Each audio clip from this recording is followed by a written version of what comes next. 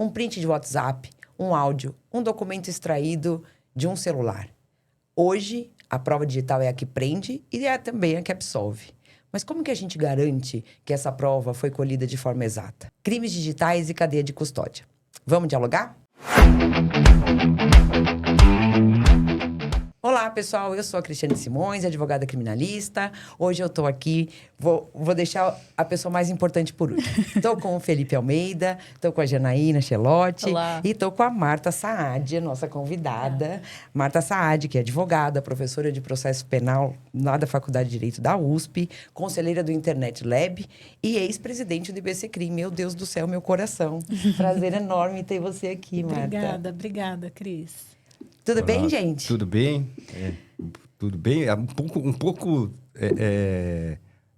Estou aqui nervoso por conta da presença da Marta. Marta, muito obrigado. A gente está muito feliz com a sua presença. Para a gente é, de fato, uma honra e a realização de um sonho. Eu me lembro, a gente, com o nosso primeiro podcast, há 3 anos, quando a gente começou a dizer com a Cris, lá nas primeiras conversas, e a gente falava, imagina o dia que a gente conseguir trazer a Marta Saad, e hoje a gente está nesse lugar. Ou seja, muito, muito obrigado pela sua presença aqui. A gente está muito feliz. É verdade, professor. Eu agradeço por ter vindo aqui na mesa do Diálogo Criminal, conversar e principalmente ensinar a gente. É uma honra e um privilégio muito grande ter você aqui. Obrigada por ter aceitado o nosso convite e por estar aqui com a gente. Obrigada. Seja bem-vinda. Obrigada, Janaína, Felipe e Cris. Para mim é uma alegria poder conversar, acho que estou aqui entre amigos, poder conversar sobre um tema que tem ocupado assim, minha agenda de pesquisa há um tempo já. Obrigada pela oportunidade. Ai, eu estou muito nervosa. Professora, a gente está aqui como aluno, né? Eu também sou professora e eu tenho esse respeito e essa reverência mesmo. Então, eu estou aqui hoje como aluna, então hoje eu não quero nem falar nada, eu só vou te perguntar. A professora falou que tem ocupado a sua pesquisa, né? O seu tempo de pesquisa. Vamos começar, então, do começo, para quem está ouvindo a gente. Crime digital. Todo mundo fala de crime digital, crime digital. O que exatamente para a gente, né, só estabelecer aqui uma premissa. Quando a gente fala em crime digital, a gente está falando do quê? Eu acho que, assim, até vou dar um passinho antes, Cris. Eu acho que mais do que o crime digital, que, obviamente, né, o crime digital estrito sensu, aquele cometido via internet e tudo mais, mas eu acho que a prova digital vai até além do crime digital, né? A gente tem discussões importantes porque acho que um caso relevantíssimo que a gente mal pensaria, né? Homicídio. Tem homicídios esclarecidos por meio de prova digital, o caso que o Supremo enfrenta hoje, né? Do julgamento do caso da vereadora Marielle. Tem uma discussão importantíssima sobre prova digital, né? Sobre busca reversa de dados, e é algo que a gente, obviamente, não classificaria como um crime digital. Quer dizer, acho que a prova digital é algo que vai além dos crimes digitais, que, obviamente, são importantíssimos. A gente tem, né, uma série de golpes, de fraudes, de questões digitais importantes, mas a prova digital, hoje em dia, eu acho que ela é relevantíssima, né? Como foi dito aqui, um print de WhatsApp, uma fotografia, uma gravação, e-mails, dados de localização, quer dizer, uma série de questões que reconstroem a vida de uma pessoa, que, obviamente, deixa rastros, inclusive rastros de prática de crime, né? Então, acho que isso merece muita atenção da nossa parte, assim, de não tratar, principalmente, acho que esse é o grande desafio das provas digitais, é não tentar transpor uma lógica, uma forma de tratamento das provas, vamos chamar assim, analógicas, clássicas, tradicionais, para as provas digitais, porque isso é realmente um erro, né? É um erro porque nos faz perder muito do que é da prova digital. Marta, você disse dessa busca reversa. Eu queria aqui, para a gente entender um pouco melhor sobre isso, mas eu queria dizer assim, a pergunta isso atinge muita gente porque parte de uma busca sem suspeitos. Aí você parte de uma busca. Como é que fica a possibilidade de atingir outras pessoas? E aí uma pessoa que fez uma busca no Google pode ser atingida e pode ser colocado no inquérito numa situação que não tem nada a ver. Às vezes foi uma curiosidade que ele fez de um endereço. Eu queria que você explicasse um pouco isso. Exato.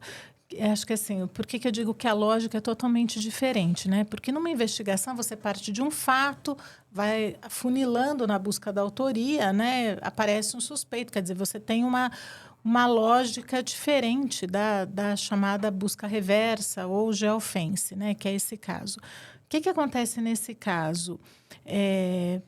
O que foi procurado foi pessoas que tivessem digitado em mecanismos de busca, no Google especificamente, determinados termos, endereço, onde a vereadora esteve um pouquinho antes do homicídio, o nome dela, quer dizer, foram cruzando com isso, e isso atinge um número, né?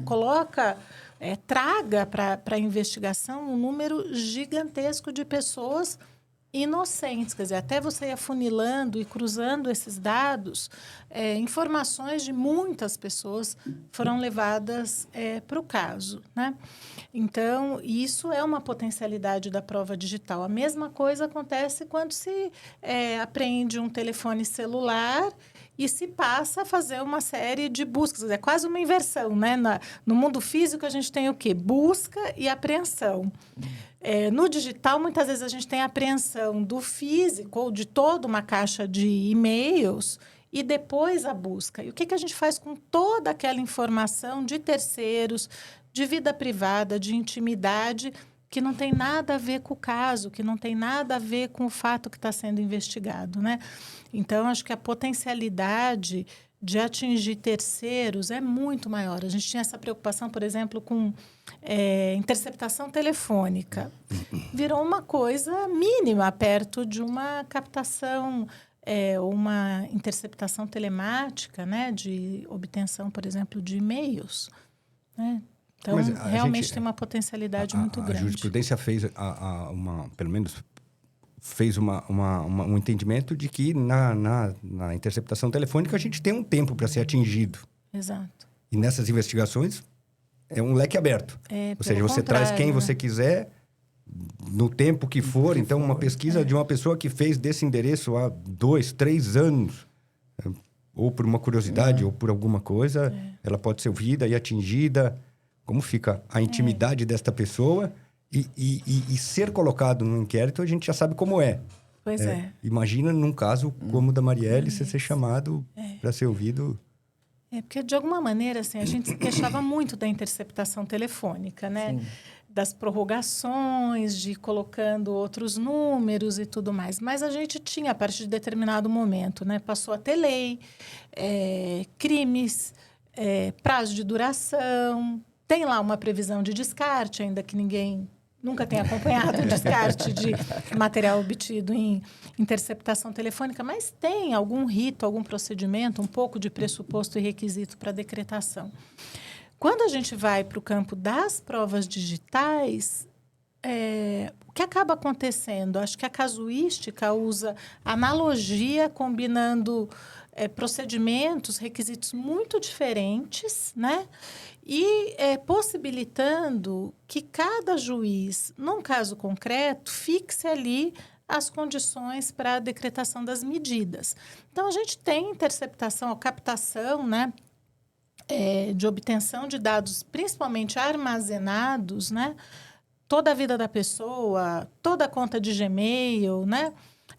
Sem prazo. Então, quero acessar todos os 20 anos de trocas de e-mails dessa pessoa. De repente, para pegar um crime que é grave, por exemplo, ameaça é grave, stalking é grave, mas completamente dissociado daquele período, daquela ocorrência que está sendo investigada. E o Superior Tribunal de Justiça tem entendido que não precisa ter limite temporal, né? Então, realmente, além da potencialidade lesiva muito maior, né? Em razão daquilo que fica armazenado, eu acho que a falta de parâmetros é algo muito difícil, principalmente por isso, porque a gente não tem lei que acompanhe e os juízes não deixam de fazer porque não tem lei, né? Vão fazendo esse combinado, esse mosaico assim de normas para autorizar. Acho que esse, hoje em dia, é o maior problema que a gente tem em relação às provas digitais. Você acha que a gente vai avançar com isso? Você acha que é porque é novo? e por isso está solto desse jeito, e a gente vai amadurecendo isto. E aí também emendo a pergunta para a gente dizer como é que a gente separa isso do feed expedition, ou seja, como é que a gente fala da pescaria de provas, ou seja, vira um leque aberto para a polícia ou para o Ministério Público, para a investigação, fazer o que ele quiser. E o que me parece, o que mais me choca, a gente fala muito isso aqui, o que mais choca a gente aqui é o fato de que o juiz sempre concorda. Assim, não tem, ou melhor, na maioria das vezes, né? Não tem, dificilmente tem um filtro do juiz para falar assim, tá bom, vamos fazer isso, mas vamos fazer só até em 10 anos, né? 10 anos parece alguma coisa razoável, enfim. 10 anos. 10 ou 5. Eu tô falando assim, nessas investigações, às vezes, quando a gente questiona, fala, então tá bom, vamos colocar aqui um prazinho. Mas é muito elástico, fica muito aberto e todo muito exposto. Você acha que a gente vai amadurecer e amadurecer como a gente amadureceu na interceptação telefônica? Porque eu me lembro que tempos já idos, a interceptação telefônica era para tudo, né? Você pode ter acesso ao guardião e aí você pode duplicar tudo. Olha, o que eu acho, assim, eu acho que muita coisa vem sendo produzida nos últimos tempos, assim, desde jurisprudência, ainda que ela avance, depois acho que ela percebe a potencialidade, o efeito dominó que haveria em razão de determinadas decisões e segura um pouco, mas eu acho que a gente precisaria mesmo de lei, né? Agora precisa vontade política para isso, né? Porque assim, o próprio projeto de reforma do Código de Processo Penal, que é antigo, né, de 2009, a gente nem pensava nisso à época, mas ele sofreu uma emenda para ter um trechinho lá das provas digitais, ainda assim é muito pouco. Porque praticamente enuncia os meios de prova possíveis, mas não chega e nem consegue chegar assim numa especificação muito grande porque a própria tecnologia muda, então, né, passa a ser uma corrida muito ingrata.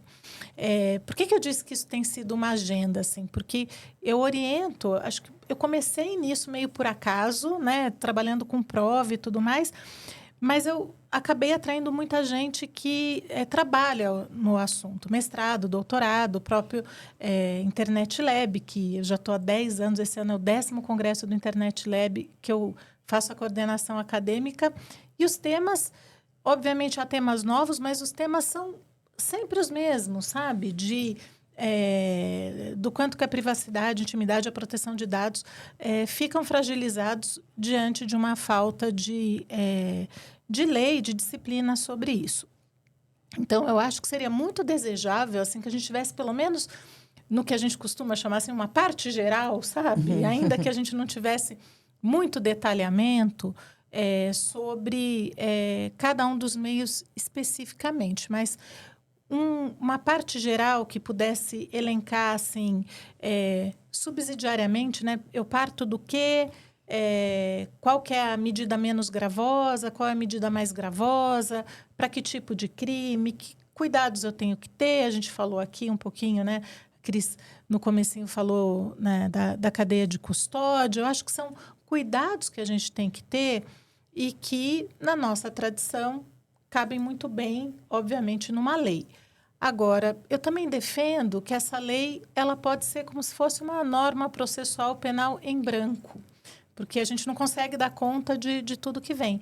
E daí eu acho que o CNJ teria um papel importante em relação a isso, porque, queira ou não, né, o juiz, ou o juiz de garantias, ou o juiz mesmo da ação penal, tem condições de avaliar, filtrar, impor condições, tanto para a coleta da prova, depois para o tratamento da prova, depois, quem sabe, um dia para o descarte da prova, porque é uma coisa que eu me preocupo, né? A gente tem muita preocupação com o que entra no processo, mas a gente tem preocupação alguma, assim, como o que acontece com esse tanto de dado depois que acaba uma ação penal, seja ela condenatória, seja ela, no fim, absolutória, um inquérito arquivado, o que acontece com tudo isso de dado que é coletado da pessoa, de terceiros, da vítima, né, que permanece no processo. Então, eu acho que seria muito bem-vindo uma lei, reconheço os limites e as dificuldades disso, mas isso não pode impedir que haja uma lei. Um mínimo de disciplina sobre isso,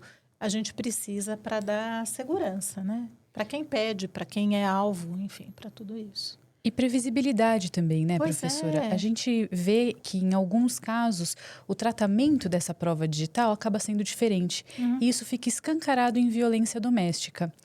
Eu queria que a senhora, se pudesse, contasse um pouquinho para a gente sobre o seu olhar sobre esse tratamento da prova digital em casos de violência doméstica, para o pessoal de casa entender onde entra essa fragilidade e até que ponto existe ali a garantia da presunção de inocência, é respeitado o devido processo legal. Eu acho que assim, a questão da prova digital, ela fica sempre, quando a gente fala em teoria, acho que todo mundo concorda com isso. Você precisa tomar cuidado, saber como você extrai a prova, passar por uma perícia e tudo mais. Mas no dia a dia o que a gente vê é isso, né? Por exemplo, print de WhatsApp é super comum, né? Ou então gravações, né? Gravação de conversa, gravação de ambiente. Tudo isso é levado, né, para a autoridade policial, com base nisso que muitas vezes são decretadas medidas cautelares, medidas, né, protetivas. Tudo isso é extremamente importante. Por isso que eu acho que a gente tem que ter um ganho em relação a isso, mas é uma mudança cultural mesmo, porque é um pouco isso, né? Ao mesmo tempo que é uma prova que a gente confia muito, né? Porque é muito escancarado, às vezes você fala, poxa, mas está aqui na mensagem, né? É diferente de ouvir um relato que a gente pode desconfiar, de um testemunho, de um viés, né? Da forma como aquilo é relatado, mas a gente tem uma pretensa objetividade nessas provas, né? E, ao mesmo tempo, elas são provas extremamente manipuláveis, né? A gente sabe... O Felipe estava mostrando aqui uma foto, que ele tirou um prédio de uma foto, né? Então, eu acho que tem muitas questões que exigem uma mudança que talvez vai envolver até estruturas de polícia judiciária, de perícia, para saber da extração, para saber como aquilo foi obtido, para ter o registro a respeito disso. Né? A gente tem essa discussão, toda hora aparece agora o código hash, né? Eu falo, gente, código hash você tira de qualquer coisa, você tira da extração, né? Por exemplo, de uma fotografia do celular. Mas a gente também precisa saber que ele tem um limite, que é o limite da apresentação disso para a polícia. Mas e como começou, né? Da onde veio essa prova, onde essa imagem foi capturada. Quer dizer, eu acho que tem questões que a gente precisa realmente evoluir, mas é isso, né? A nossa cabeça, a nossa mentalidade do processo penal é muito analógica, né? A gente trata da mesma maneira, a gente usa a mesma lógica, a gente faz, como é que se diz? Ata notarial de prova digital, né? Então, o que ele... no dia tal, acessei o celular e vi, quer dizer... São outros mecanismos que a gente precisa, né? Igualmente digitais. Você disse que todo mundo, na teoria, todo mundo concorda e sabe. Mas eu vejo que na prática, não sei se tem a mesma sensação, mas assim, que em alguns casos, em alguns crimes, em determinados casos, aí vale tudo. Ou seja, nos casos mais graves, a flexibilização da cadeia de custódia pode ser ok. Acho que a Janaína disse aqui, na violência doméstica, por exemplo, é uma delas. Ou seja... É uma prova absoluta. Ela vira absoluta porque um print, uma foto de um machucado, não precisa de exame de ML, não precisa de nenhuma comprovação. Isso vai ganhando corpo para chegar até uma sentença condenatória e falar, não, nesse caso específico, me parece que estavam só os dois, não tem testemunha, não tem o que fazer. Eu tenho a palavra dela que é coerente, mas uma foto que é desse dia. Então... Parece que...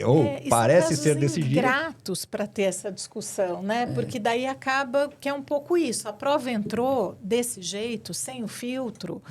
É muito difícil abrir mão dessa prova depois, né? E isso acontece da mesma forma com violência doméstica, mas é a mesma discussão que eu falo do caso da busca reversa que está no Supremo. Porque, assim, quem não quer saber ou desvendar o homicídio da vereadora Marielle? Daí você vai fixar uma tese que é importantíssima, que atinge um sem número de casos a partir desse caso paradigmático que é infeliz para isso, né? Então, é a mesma coisa eu acho que com violência doméstica. Por isso que eu acho que os filtros têm que ser de admissibilidade na prova digital. Se a gente discute, por exemplo, cadeia de custódia, que o Código de Processo Penal prevê, mas não diz qual é a sanção para o descumprimento, Sim. muita gente diz, olha, não tem problema na prova física você deslocar isso para valoração e cotejar isso com os outros elementos de prova. Muito bem, mas para a prova digital é muito complicado, né? Porque ela tem essas características todas de ser mutável, de ser editável, de ser volátil, né? Uma capacidade de mudança muito grande, que se você deixa para valoração, ela vai ser cotejada com o resto, às vezes nem isso, às vezes ela é mais do que as outras provas, ela traz mais informação e é dificílimo abrir mão dela, né? Nos casos de violência doméstica é por aí mesmo. E a gente tem, né, obviamente, esse problema com a ausência de uma lei, ainda que trouxesse, né, diretrizes gerais, mas eu tenho a sensação de que esse assunto também é opaco para os advogados e, sobretudo, para os juízes. A maioria, né? Então, assim, eu fico pensando, até a gente conseguir... lógico, a gente tem algumas decisões do STJ, né? Você pressupõe que há uma análise mais aprofundada. Mas eu penso no juiz de primeira instância, no juiz que acumula, né? É um juiz de vara única. Então, como é que a gente consegue solucionar essas questões, solucionar ou tentar, pelo menos, né?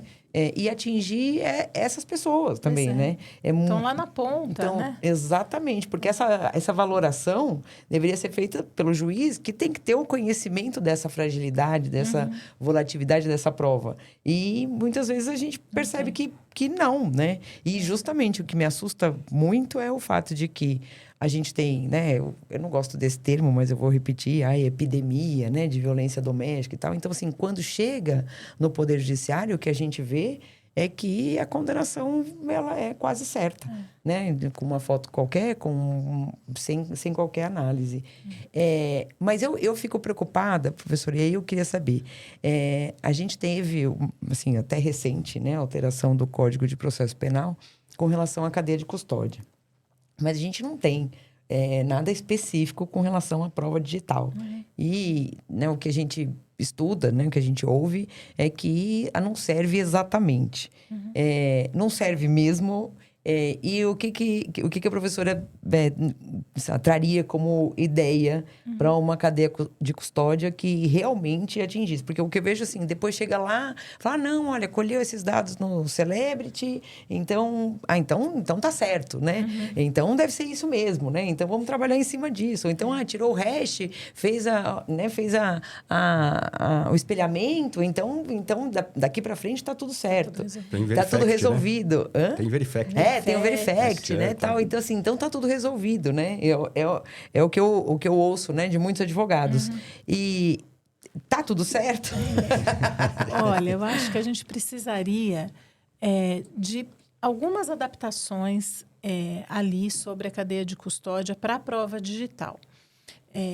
Até nesse sentido, eu fiz parte de um grupo de trabalho que começou no ano passado, por nomeação do ministro Fachin, no CNJ, para fazer uma resolução que tivesse recomendações para juízes. Exatamente por isso, né? Para tentar uniformizar, mas eu acho que principalmente para informar, né? Para dar... são recomendações, né? Que envolvem, obviamente, atividade forense, né? De forensics, né? De perícia e a atividade judicial. Então, o que eu acho? Acho que a gente tem um ótimo caminho ali já no Código de Processo Penal, mas, obviamente, a gente tem características muito próprias da prova digital, que usando o que está ali no artigo 158, a gente consegue transpor para a prova digital. E isso não é novo, quer dizer, é novo para o processo penal, mas para as pessoas que lidam com isso, para a perícia, essa história é muito antiga. A cadeia de custódia virou um termo, assim, né? Quase um local que todo mundo fala hoje em dia.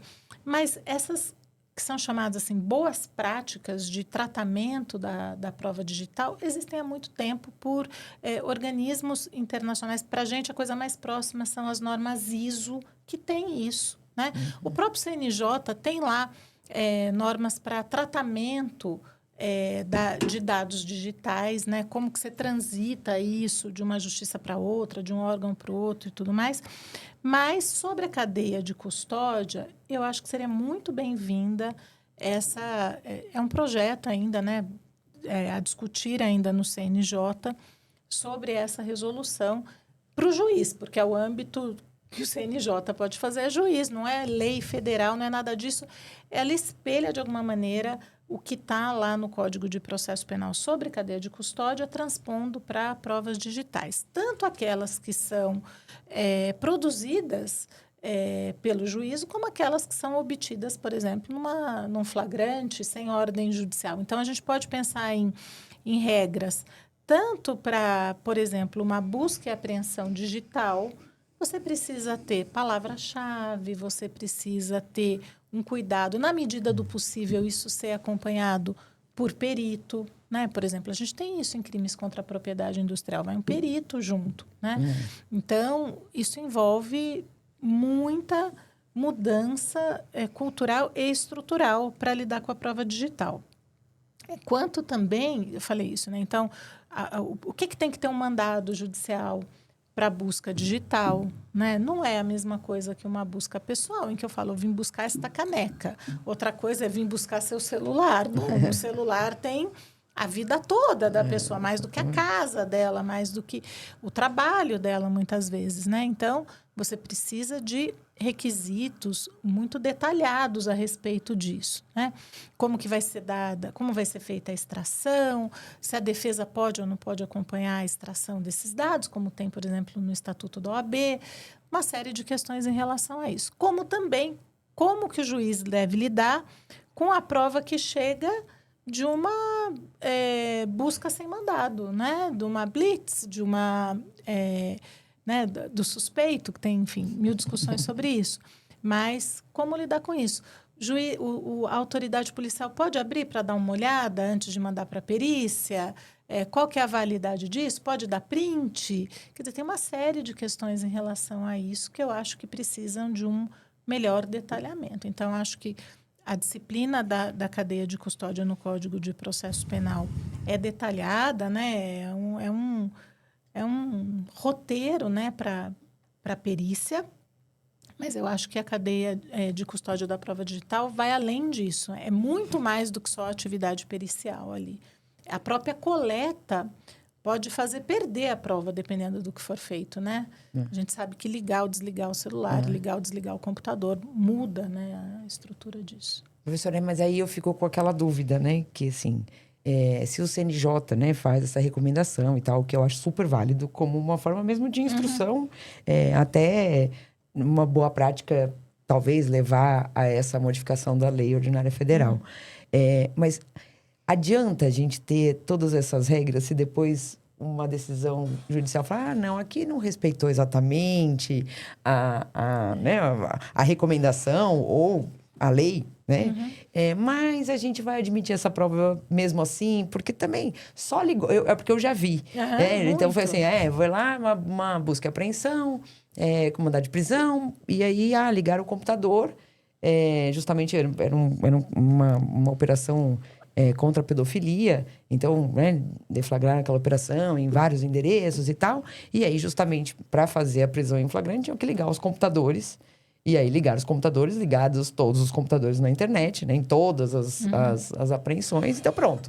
Aí, falei, não, mas só ligou na internet um pouquinho, não aconteceu nada, imagina. Mas, Cris, aí a gravidade do crime que justifica qualquer coisa. Então... Um pouco é isso, é a flexibilização para casos específicos. Isto é que, para mim, chama muita atenção. E aí vem a fundamentação de que não comprovou o prejuízo. Ou tem a idoneidade da prova policial bem feita. Agora tem isso também. Colhida por policial. Não alegou no primeiro momento. Então, daí você usa toda aquela jurisprudência defensiva de nulidade, né? Não alegou prejuízo, não alegou no momento oportuno, isso foi colhido por policial que tem fé pública, e isso de uma maneira, passar pano, né? Colocar panos quentes. Mas eu acredito, assim, que de alguma maneira, por exemplo, que a gente passou ultimamente em relação ao reconhecimento. Ninguém poderia... A gente tem a mesma norma desde 41 no Código de Processo Penal. E foi por decisões do STJ e depois pelo CNJ que a gente teve ou tem tido alguma mudança em relação a isso. Por exemplo, a Academia da Polícia Civil de São Paulo tem um projeto sobre isso na formação dos novos delegados, do novo corpo, né, que chega na Polícia Civil, sobre provas dependentes da memória. Quando que a gente poderia imaginar uma coisa dessas, né? Então, eu acho que a gente tem que acreditar e ir trabalhando nisso, porque eu também acho que a gente daqui a pouco vai parar, eu tenho dito isso, a gente vai parar de adjetivar essa prova de prova digital, porque tudo. Tirando o relato pessoal, todo o resto, documento físico, a gente não tem mais. Todo o resto de alguma maneira, intermediado por tecnologia. Até as nossas audiências, né? Exatamente. Julgamentos. Laudos. Né? O laudo, né? O exame é ali, né? Mas o laudo... ainda, que é um passo além do uso de IA. Então, porque sem daí, falar não, vamos falar. Porque daí eu acho que é uma outra camada. Outra camada. A gente não fez nem assim a lição básica em relação a isso e já tem um problema enorme pela frente. Né? Exatamente. Porque, nossa, então, é difícil começar mesmo, né? Começar a imaginar. Se a nossa perícia um dia vai estar preparada para isto. Ou para identificar essas coisas. Estou dizendo assim, eu tenho alguns casos no escritório em que aprenderam o celular e veio lá que era um iPhone preto. Eu já tive também. A perícia era essa. Não conseguiram abrir o telefone, não conseguiram abrir o iPhone. Então, ele estava desligado. Na perícia estava exatamente isso. Um iPhone preto e estava desligado. Eu também estava aguardando ansiosamente outro dia um laudo que veio, um telefone, iPhone, marca tal, não sei o quê. Descrição. Descrição. Falei, não. Mas é mais ou menos quando eu fazia júri, né? Assim, vai a faca, com sangue. É uma faca, com sangue.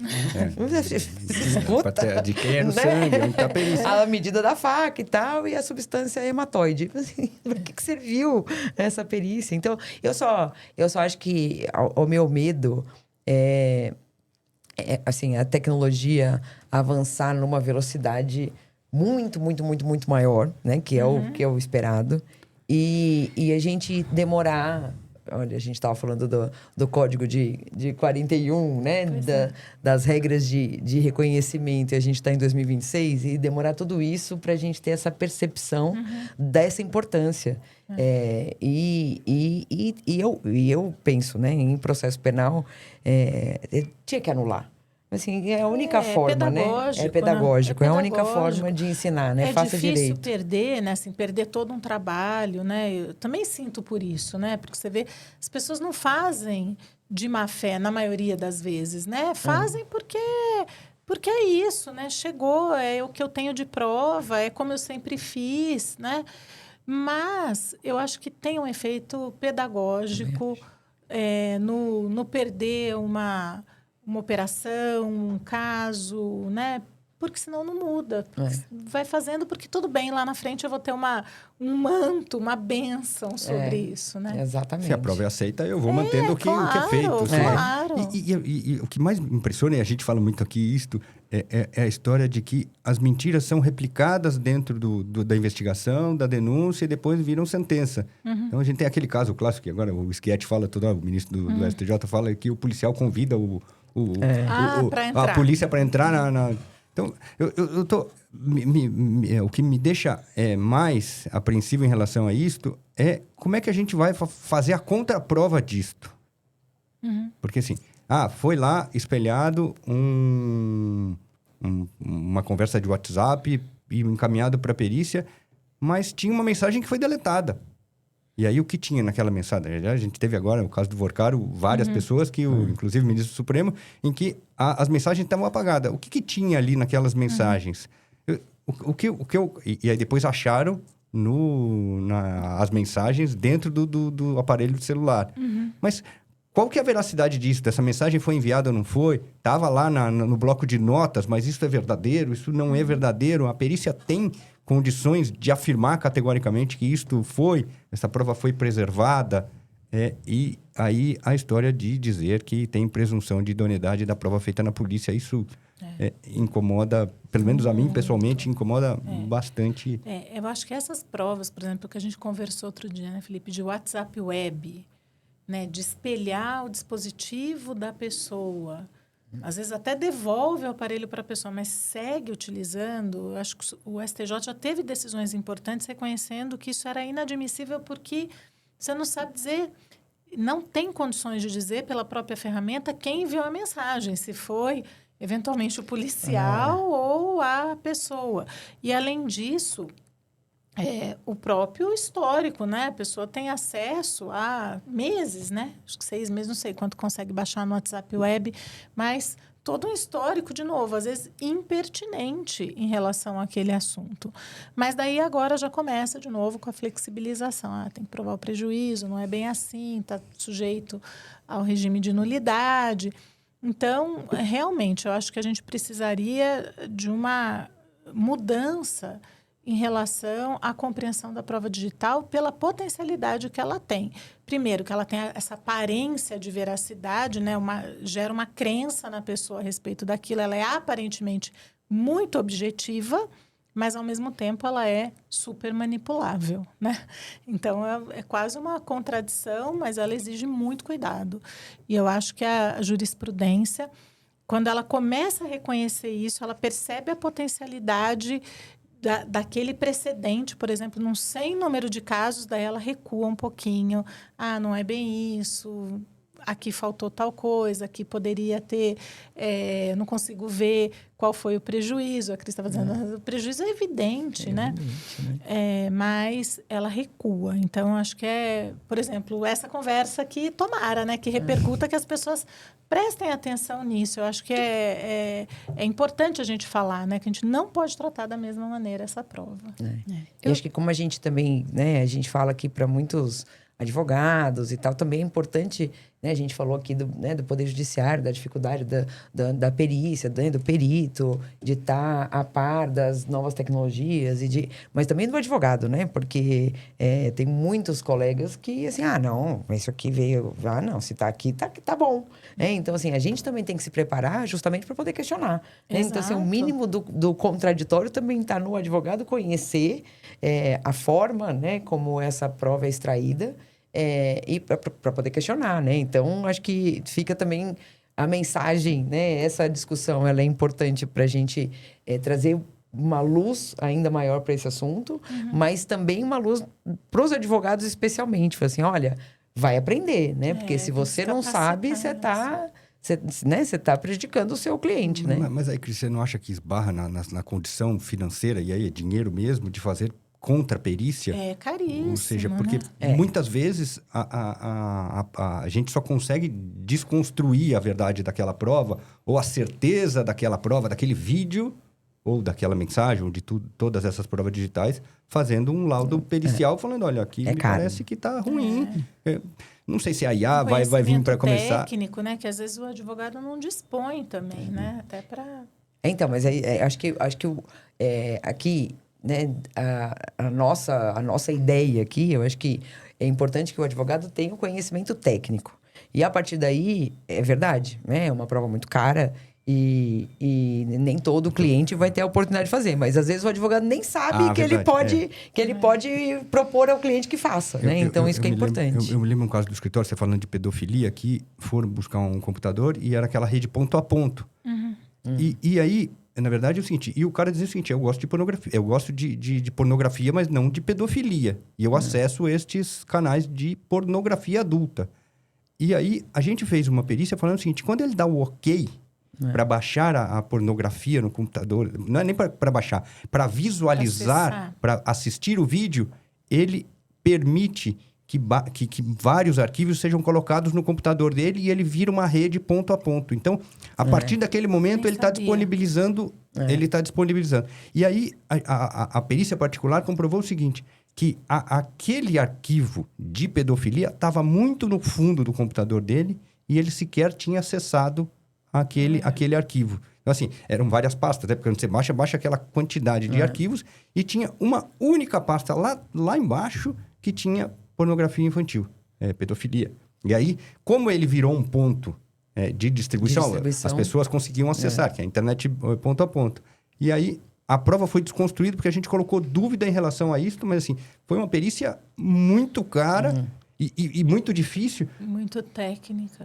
E a sorte deste é que no dia da busca, eu estava presente, falei para eles, para a Polícia Federal, falei, vocês vão fazer o espelhamento do HD.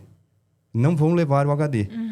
Porque se eles tivessem levado o HD, a gente não conseguiria fazer a contraprova.